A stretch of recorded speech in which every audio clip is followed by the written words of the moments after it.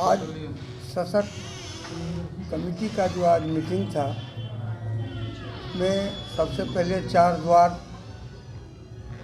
जो मधुबनी शहर में जो चार द्वार लगा है उसका आज उद्घाटन भी है, उस पर भी विचार किया गया है। कचरा पेटी भी हर चौक चौराहे पे लग गया है और लगने के लिए बाकी है, उस पर भी हम लोग विचार किए हैं। ये आपदा जो आया था जिसमें कर्मचारी लोग काम किए थे, उनका 15 दिन का वेतन मांग था, उसको भी दिया जाएगा जो आज पास हो गया है। 2 महीना का वेतन जो पहले से बाकी है, हाई कोर्ट का आदेश था, उस पर हमारे नगर आयुक्त साहब गए थे। वहाँ साल में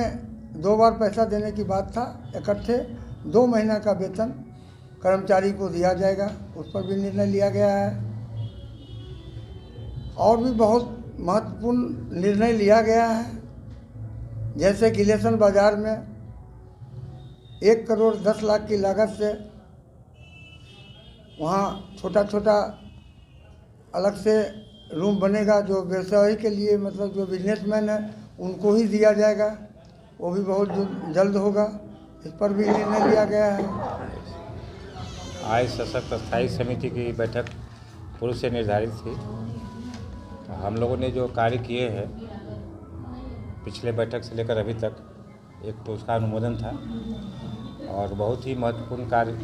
का संपादन किया गया है। जैसे पूरे शहर में कचरा पेटी का अधिष्ठापन किया गया है और इस शहर के जो एंट्री पॉइंट है वहाँ पर प्रवेश द्वार लगाया गया, तो ये एक बहुत ही सराहनीय नई पहल है। तो ये सब जो कार्य हुए हैं और अन्य कार्य जो पिछली बैठक में जिस पर चर्चा हुई थी, जो उसका प्रस्ताव लिया गया था, उसको अनुमोदन किया गया है। इसके अलावा आज की जो सशक्त स्थायी समिति की बैठक है उसमें मुख्य रूप से जो फोकस है अब सभी लोगों का एसबीएम की ओर, जो स्वच्छता अभियान है उस पर नगर निगम मुख्य रूप से अपना फोकस करना चाहती है। उसी कड़ी में सर्वप्रथम जो हमारे शहर का डंपिंग स्थल है उसके घेराबंदी का, उसमें रोड बनाने का, उसमें जो है बिल्डिंग्स बनाने का और कचरा का बेहतर प्रबंधन के लिए जो मशीनरी का क्रय है उस पर आज प्रस्ताव लिया गया है। शहर में जो कंपोस्ट पीट है जहाँ पर कि खाद बनाया जाए कचरा से, उसके लिए भी मशीनरी का क्रय किया जाना है, उस पर भी प्रमुखता से चर्चा की गई और उस प्रस्ताव का अनुमोदन आज किया गया है। इसके अलावा और भी कई महत्वपूर्ण प्रस्ताव थे, जैसे शहर के जो विस्तारित क्षेत्र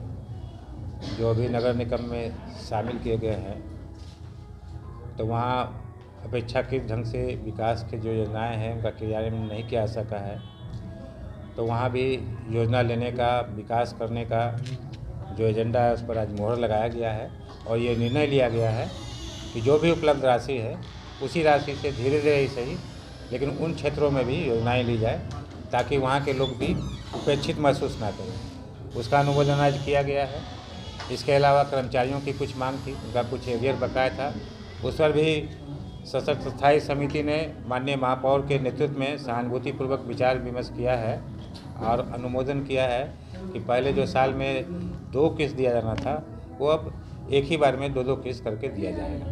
क्योंकि राशि कम है तो उपलब्ध राशि के अनुसार दोनों कार्य किया जाना है, कर्मचारियों का एरियर का भी भुगतान किया जाना है और विकास के भी कार्य किए जाने हैं, उस पर भी मोहर लगाया गया। और कोविड-19 में जिन कर्मचारियों ने अपनी सेवाएं दी थी तो उन कर्मचारियों को भी सरकार ने